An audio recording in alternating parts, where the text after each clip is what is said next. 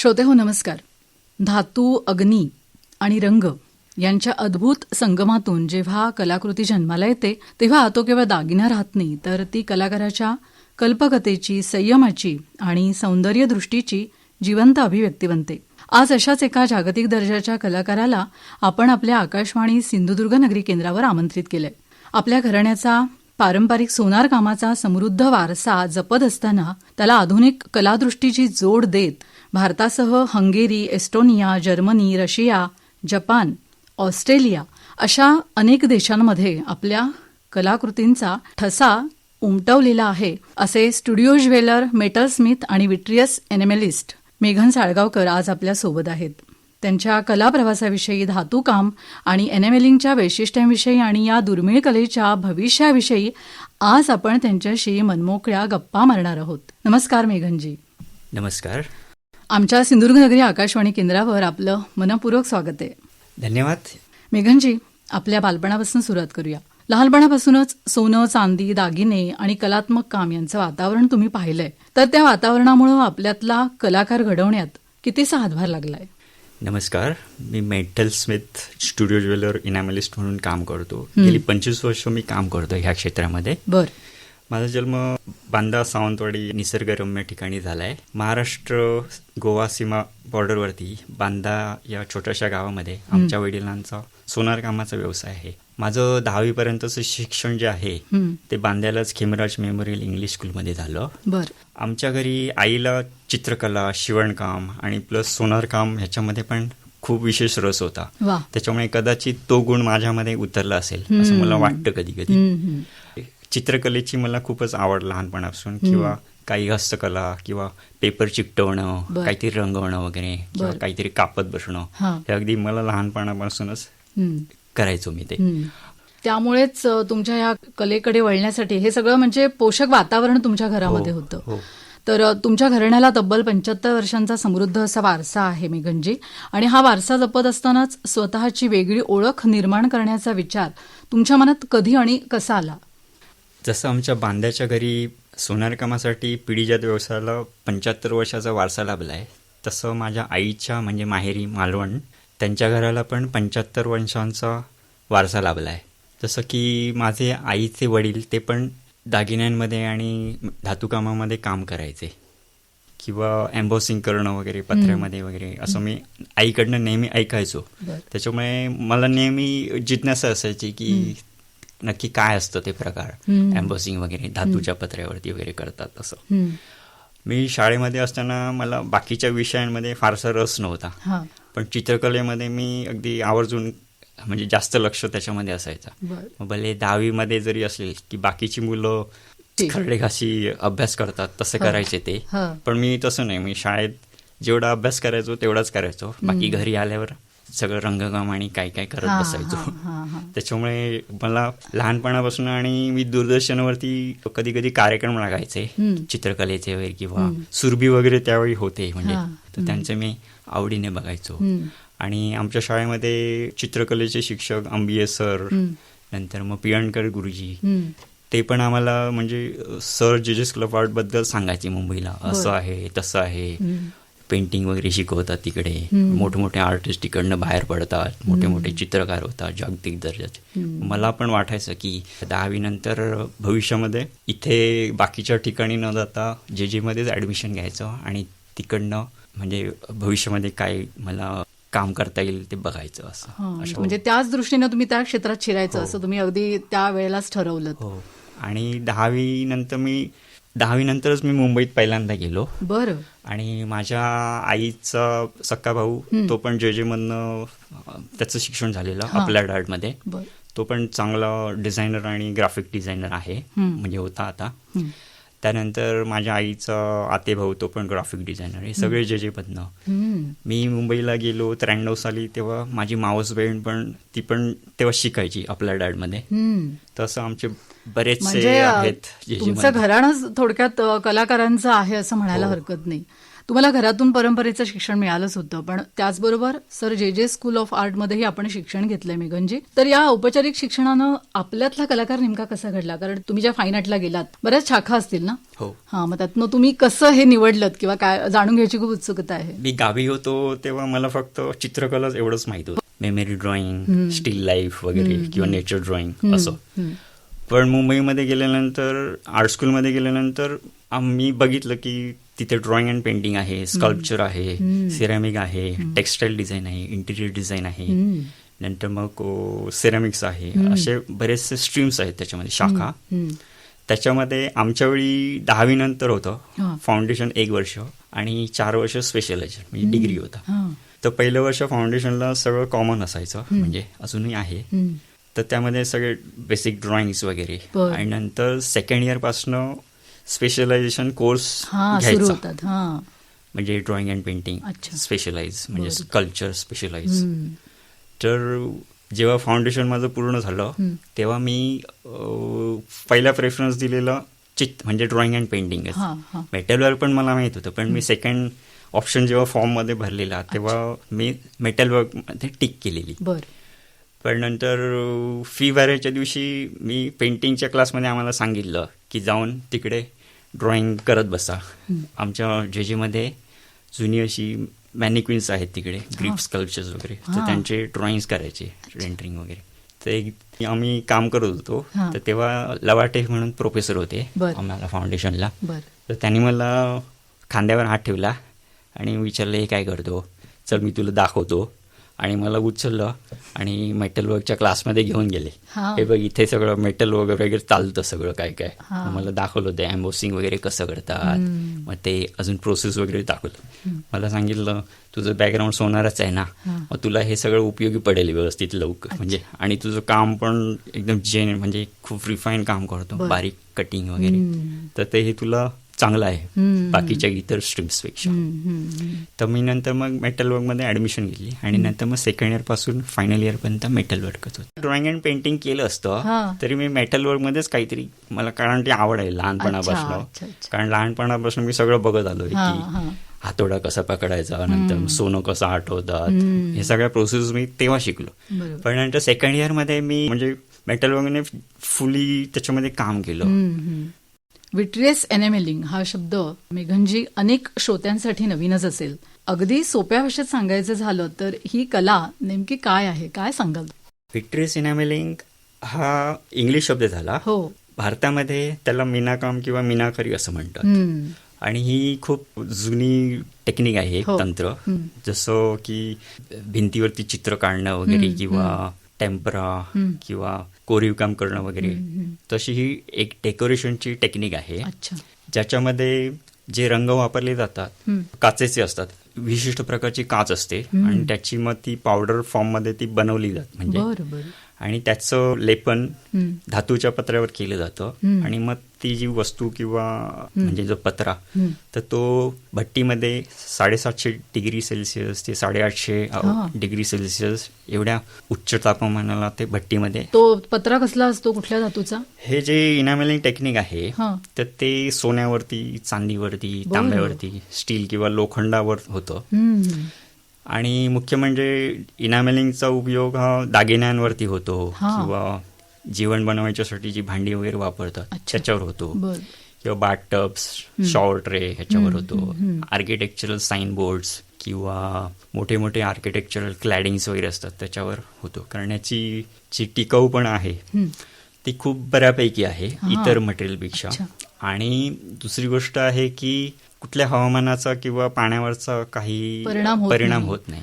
वर्षानुवर्ष ते टिकू शकतं. त्याच्यामध्ये जसं कागदावर किंवा कॅनव्हासवरती जसं चित्र काढतात म्हणजे आर्टिस्ट लोक, म्हणजे ड्रॉइंग्स, तसं ह्या मीडियम मध्ये पण चित्र काढता येतात. अरे वा. त्याला वेगवेगळ्या टेक्निक्स आहेत, म्हणजे अजून म्हणजे एक ही जी इनामेल कलर आहेत ते परत आले, नंतर मग परत टेम्परेचर आलं म्हणजे तापमान, आणि तुमचा जो बेस मेटल आहे ह्याचं तिघांची सांगड कशी जुळते, त्यामध्ये बऱ्याच सायन्स आहे, म्हणजे टेक्निकल गोष्टी आहेत त्याच्यामध्ये. थोडक्यात हे काम तसं कौशल्याचं आहे आणि खूप मेहनतीचं काम आहे. त्यामुळे म्हणजे मौल्यवान पण असणार ह्या गोष्टी सगळ्या. आणि या गोष्टी थोड्या महागड्या पण आहेत, हा, म्हणजे त्याची हा. प्रिपरेशनच खूप हो वेळ हो जातो. खरंय. मेघनजी, धातू, रंग आणि अग्नी या तिघांचा सुंदर संगम आपल्या कलाकृतीमध्ये दिसतो. एखादा दागिना किंवा कलाकृती तयार होण्याचा प्रवास कसा असतो हे आमच्या श्रोत्यांना जाणून घ्यायला नक्की आवडेल. ह्याचं टेम्परेचर साधारण प्रत्येक जी काचेची पावडर फॉर्ममध्ये असतात. हम्म. काही रंग आहेत ते अगदी म्हणजे पोस्टर कलर जसे आपण हा, हा. वापरतो तर त्या फॉर्ममध्ये पण असतात. बरोबर. मग ते ब्रशने लावू शकतो आपण, हम्म. किंवा काही कलर आहेत ते रांगोळीसारखे असतात. हा. मग ते ब्रशने लावून किंवा आपण जशी रांगोळी काढतो तसे. तसे ती वेगळ्या प्रकारच्या चाळण्या असतात, म्हणजे हा, हा. गाळण्या, बरोबर. तर त्याने पण लावू शकतो. आणि मग हे जे तांब्याच्या पत्र्यावर म्हणा किंवा स्टीलच्या पत्र्यावरती, हम्म. तर त्याचं ऍप्लिकेशन केलं जातं, लेपन. आणि नंतर म्हणजे कलरचा फ्युजिंग पॉईंट आहे हम्म. त्याप्रमाणे तुम्हाला ती बट्टीचं तापमान सेट केलं जातं. हम्म. किती टेम्परेचरला ते फायर करायचंय, हम्म. किती ड्युरेशन ठेवायचंय. बर. मग ते रंगाच्या टेम्परेचरवरती डिपेंड असतं, हा. किंवा मेटलची किती थिकनेस आहे हम्म. त्याच्यावरती डिपेंड असतं, किंवा एकंदर म्हणजे बाहेरचं वातावरण कसं आहे म्हणजे त्याच्यावर. मेघनजी, आपल्या कलेमुळे आपल्याला अनेक देशात पण जाण्याची संधी मिळाली आहे. तर परदेशातील कलाकार, तिकडची संस्कृती आणि काम करण्याची त्यांची पद्धत ही पाहताना असे कोणते अनुभव तुमच्या कायम स्मरणात राहिलेत? 2002 मध्ये मी पहिल्यांदाच हंगेरीला गेलो. हम्म. म्हणजे तेव्हा केचकेमेट म्हणून एक सिटी आहे, बुडापेस्ट पासून साधारण 100 किलोमीटर आहे, छोटीच शहर आहे ते. बर. तर तिकडे बरेचसे स्टुडिओज आहेत. हम्म. इनॅमलचा स्टुडिओ आहे, हम्म. नंतर मग सिरॅमिकचा स्टुडिओ आहे, हम्म. नंतर ॲनिमेशनचा स्टुडिओ आहे, हम्म. काही अजून कल्चरल प्लेसेस आहेत म्हणजे तिकडे. हम्म. तर तिथे जाण्याचा माझा योग आला. ते त्यावेळी- शहर त्याच्यासाठीच प्रसिद्ध आहे हो, का? त्याच्यासाठीच अच्छा. प्रसिद्ध आहे. बर.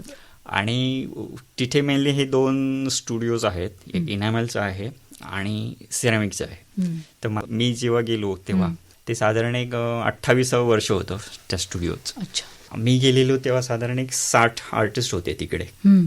काम करण्यासाठी. हम्म. हम्म. आणि आम्हाला स्कॉलरशिप मिळालेली. हम्म. वा. तर साधारण एक 45 दिवसाचा स्टे होता तिकडे. हम्म. 2002 मध्ये मी गेलो. हम्म. आणि त्यानंतर 2005 मध्ये मी गेलो हम्म. रशियामध्ये. 2014 मध्ये ईस्ट युनियन अकॅडमी ऑफ आर्टची मला रेसिडेन्सी मिळालेली. वा. तर तिकडे मी गेलो. हा. मग साधारण मी एक 8 महिने तिकडे होतो. बर. तर या 8 महिन्यामध्ये मला बरेचसे स्टुडिओजमध्ये काम करता आलं, बरेचसे म्युझियम्स, गॅलरीज बघितले मी. हम्म. तर त्यापैकी म्हणजे स्पेशली इनॅमलसाठी जे स्टुडिओ फेमस आहेत, हम्म. तसा तो केचकेमेटचा एक स्टुडिओ आहे, तिथे मी काम केलं 8 दिवस. हम्म. म्हणजे तिथे मी ह्या 8 महिन्यामध्ये 3 वेळा गेलो तिकडे बर, काम बर, करायला. बर. नंतर एक जर्मनीमध्ये एअरफर्ट सिटी आहे, हम्म. तिकडे मी कुन्सलर वानस्टेन म्हणून स्टुडिओ आहे इनॅमलसाठी. हम्म. म्हणजे इतर ऍक्टिव्हिटीज पण होतात तिकडे, पेंटिंगच्या, स्कल्पचरच्या वगैरे. बर. तर तिकडे मी एक आठवडाभर काम केलं. हम्म. आणि एक आर्टिस्टचा ग्रुप होता, तर त्यांच्यासोबत मी ते काम केलं. आणि नंतर मग जर्मनीमधून मी मोहे म्हणून फ्रान्समध्ये एक स्टुडिओ आहे, बर. तर तो पण हा असं म्हणजे केचकेमेट सारखाच मोठा स्टुडिओ आहे, फेमस आहे स्टुडिओ. हम्म. आणि खूप एकदम छोटी शहर आहे असं. हम्म. आणि स्वित्झर्लंड आणि फ्रान्सच्या बॉर्डरवर आहे, एकदम खूप शांत जागा आहे. तर तिथे मला काम करायचा योग आला. हम्म. त्यातनं तुम्हाला असं काय वेगळं पाहायला मिळालं, तिकडचे कलाकार म्हणा, किंवा असं काय वेगळे पण त्यातलं जाणवलं तुम्हाला? ह्या माझ्या एवढ्या सगळ्या 25 वर्षापेक्षा जास्त याच्यामध्ये मी बऱ्याचशा युरोपमध्ये स्टुडिओजमध्ये काम केलं. म्हणजे कॉलेजमध्ये असताना जे काय मी आमचं म्हणजे हिस्ट्री ऑफ आर्टमध्ये किंवा हिस्ट्री ऑफ टेक्निकमध्ये जे काय म्हणजे पुस्तकांमध्ये चित्र होती, बरोबर, किंवा जी डॉक्युमेंटरीज बघायचो, टी व्हीवर कार्यक्रम वगैरे बघायचो वेगवेगळे, तर ते म्हणजे कसं व्हिज्युअली होतं. म्हणजे नुसतं फक्त डोळ्याने दिसायचं, पण ते प्रत्यक्षात दिसायचं नाही. म्हणजे उदाहरणार्थ मोनालिसाचं चित्र आहे, ते फक्त नेहमी पुस्तकामध्ये बघायचो किंवा टी व्हीवर बघायचो, पण ते प्रत्यक्षात बघण्यामध्ये जी म्हणजे मजा आहे, तर ती पुस्तकामध्ये तुम्ही नाही ते बघू शकत, किंवा ते शब्दांमध्ये व्यक्त नाही करू शकत. किंवा ते कुठच्या म्युझियम्समध्ये आहे, तिथे काय काय अजून कलेक्शन्स आहेत. म्हणजे जे लूर म्युझियममध्ये आहे, नंतर मी बऱ्याचशा फेमस म्युझियममध्ये पण बघितलं. म्हणजे तिकडे स्टडी पण केला म्हणजे काही गोष्टींचा. बर. ते काही मेटल वर्क्सची ज्वेलरीसाठी पण काही इनॅमलचं कलेक्शन्स पण तिकडे आहे लूज म्युझियममध्ये. लिमोजीस म्हणजे जसं आपल्याकडे राजस्थानी पेंटिंग्समध्ये जसं मिनिएचर काम हो. होतं तसं इनॅमलमध्ये पण फाईन एकदम पोर्ट्रेचर्स वगैरे केलेले आहेत. त्याचं कलेक्शन पण आहे तिथे. तर ते मला बघता आलं ते म्हणजे तिकडे प्रत्यक्ष डोळ्याने. काही व्हिएन्नामध्ये वगैरे म्युझियम्स आहेत तर तिकडे खास एकदम अँटिक अशी ज्वेलरीचेच म्हणजे कलेक्शन आहे तिकडे. म्हणजे ते प्रत्यक्ष बघितल्याशिवाय तुम्ही नाही हे करू शकत असं आहे. म्हणजे ती अनुभूती तुम्ही हो. शब्दात पण व्यक्त करू हो. शकत नाही आहात. हो. एवढं तुम्ही काहीतरी भव्य दिव्य पाहिलंय. नंतर जसं म्हणजे मी जिथे आता ज्या स्टुडिओजमध्ये काम केलं तर तिकडे ऑलमोस्ट सगळ्या आर्ट सेंटरमध्ये, इनॅमल स्टुडिओजमध्ये आणि म्युझियम्समध्ये तिथे माझे म्हणजे कलेक्शनमध्ये पण आहेत वर्क्स परमनंट कलेक्शनमध्ये. जसं की हंगेरीच्या केचकेमेट इंटरनॅशनल इनॅमल स्टुडिओमध्ये मी बरीच कामं केली आहेत तिकडे आणि बऱ्याच वेळा केलं, ट्रॅव्हल केलं. तर तिथे माझी बरीच परमनंट कलेक्शनमध्ये आहेत वर्क्स. मध्ये तिथे काही एक्झिबिशन्स पण होतात, वेगवेगळे शोज वगैरे. तर तिथे म्हणजे अरेंज होतात ती कामं तिकडे. नंतर जसं की 2005 मी रशियामध्ये मॉस्कोपासून क्रेमलिन म्युझियम आहे. म्हणजे मॉस्कोपासून एक 200 किलोमीटर रुस्टो द ग्रेट म्हणून सिटी आहे, म्हणजे छोटी कल्चरल प्लेस आहे. तर तिकडे क्रेमलिन म्युझियम आहे. तर तिकडे मी 2 आठवड्यासाठी होतो, वर्कशॉपसाठी गेलेलो, आर्ट कॅम्प आणि एक्झिबिशन पण होतं.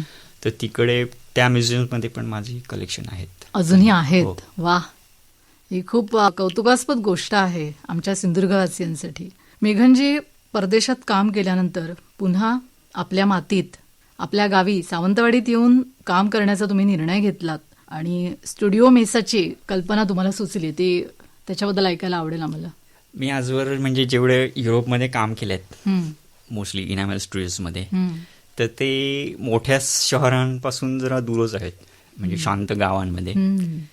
आणि मला असं वाटलं की इथे येऊन शांत ठिकाणीच काम करावं, कारण मला मुंबई किंवा सिटीमध्ये तसं राहायला आवडत नाही, शहरामध्ये, कारण खूप गजबजाट असते. अच्छा. तर युरोपमध्ये जिथे मी इनॅमलमध्ये स्टुडिओ काम केले तर तसं भारतामध्ये इनॅमलचे स्टुडिओ उपलब्ध नाही आहेत. म्हणजे हो, कुठेच नाही आहेत. अच्छा. तर मग मी विचार केला की मी माझ्या गावी सुरू करू शकतो का इनॅमल स्टुडिओ. मग मी सावंतवाडीपासून एक 5 किलोमीटर माझगाव उद्यमनगर आहे, तिकडे मी स्टुडिओ केला, म्हणजे 2009 मध्ये. तर स्टुडिओ मेसा म्हणजे स्टुडिओ म्हणजे मेघन आणि साळगावकर. आज आपण मेघनजी अनेक कार्यशाळा सुद्धा घेता आणि तरुणांना शिकवता. तर या कलेकडे तरुण कसे वळतात, म्हणजे त्यांची उत्सुकता कितपत आहे?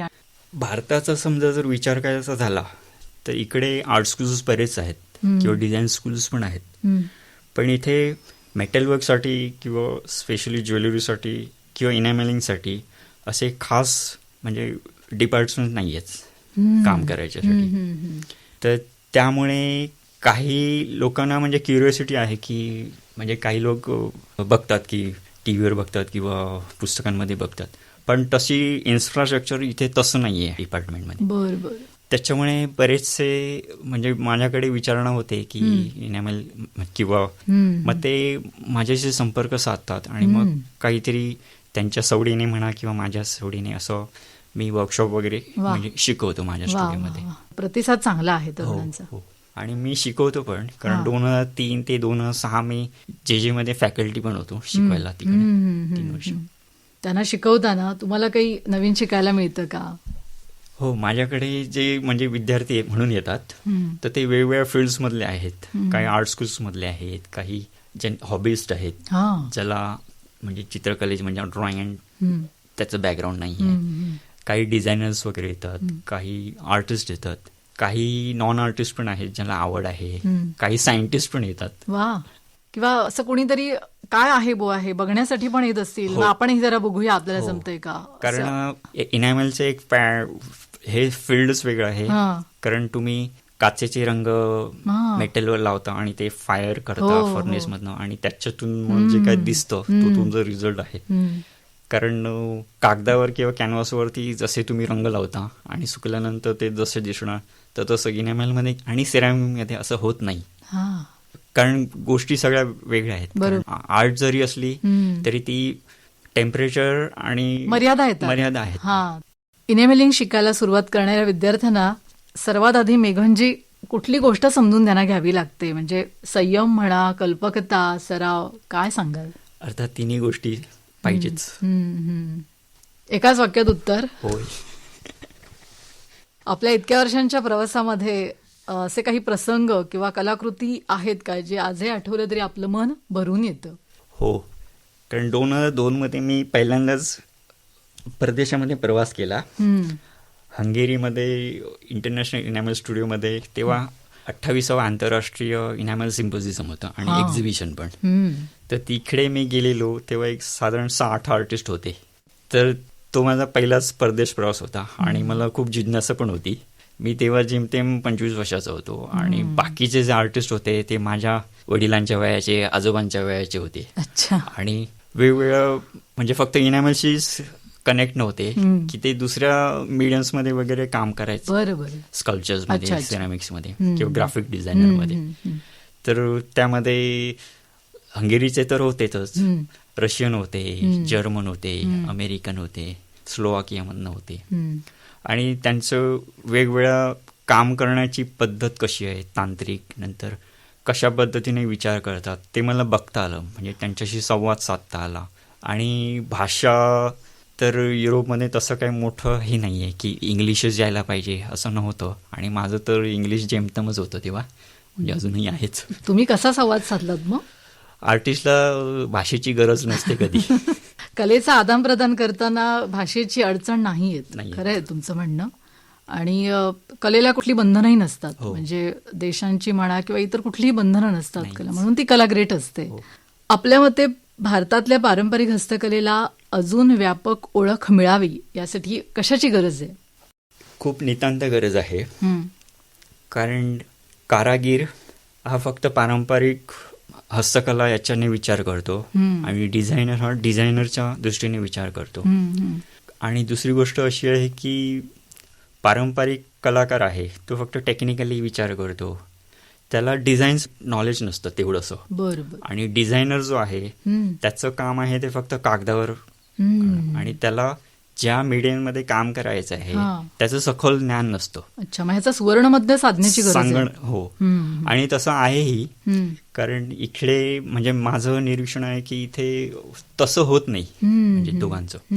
कारण परदेशामध्ये किंवा पाश्चिमात्य देशांमध्ये डिझायनर आणि मेकरला खूप महत्व आहे. म्हणजे जो कागदावर डिझाईन करतो तोच स्वतः ते प्रोड्यूस करतो म्हणजे स्वतःच्या हाताने. आणि इथे पारंपरिक कला ही पारंपरिक कलेमध्ये आहे, त्याला समकालीन म्हणजे कॉन्टेम्पररी जसं डिझाईन म्हणतो तसं व्हायला पाहिजे.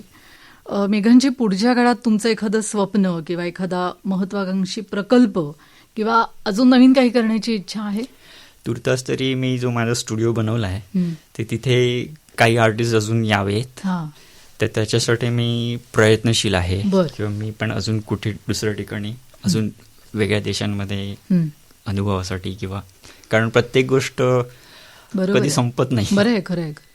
आजच्या तरुण पिढीला कला क्षेत्रामध्ये जर करिअर करायचं असेल तर मेघनजी आपण त्यांना काय सांगाल? इंटरनेटवर आणि पुस्तकांमध्ये भरपूर माहिती उपलब्ध आहे, पण प्रत्यक्ष अनुभव कसा मिळणार तुम्हाला? कारण म्हणजे ह्या आर्टचा जर विचार केला तर 4 वर्ष किंवा 5 वर्ष शिकणं हे पुरेसं नाही आहे.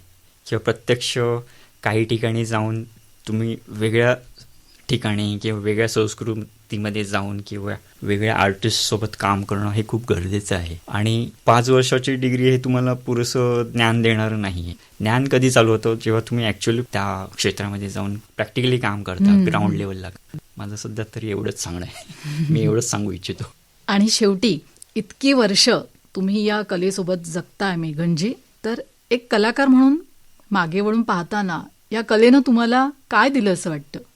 मला असं वाटतं की आपल्या स्वतःच्या स्टुडिओमध्ये काम करणं वेगळं आहे आणि दुसऱ्या ठिकाणी, दुसऱ्या देशांमध्ये आणि दुसऱ्या संस्कृतींमध्ये, दुसऱ्या वेगवेगळ्या भाषा बोलणाऱ्या आर्टिस्टसोबत काम करणं ही वेगळी गोष्ट आहे. हम्म. शिवाय वेगवेगळ्या वयोगटामध्ये जाऊन म्हणजे काम करणं वेगळं आहे. हम्म. फक्त मी आता मेटल वर्कमध्ये काम करतो किंवा इनॅमलमध्ये काम करतो ते पण मला पुरेसं नाही. मला दुसऱ्या मीडियमशी पण संवाद साधता आला पाहिजे प्रॅक्टिकली. आणि जे अजून कोण आर्टिस्ट आहेत ते काम करतायत त्यांच्यासोबत.